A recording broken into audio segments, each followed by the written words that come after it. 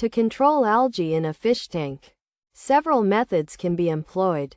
Regular water changes are a crucial step, involving the replacement of around 15% of the tank's water on a weekly basis.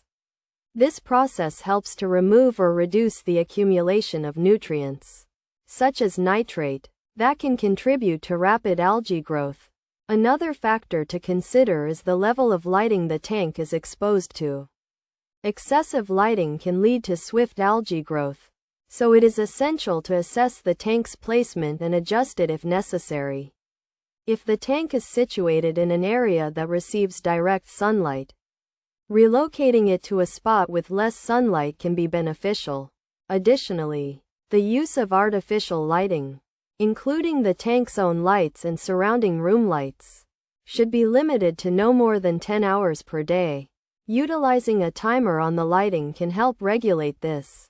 Furthermore, overfeeding can also contribute to algae growth, so it is important to monitor the amount of food being provided.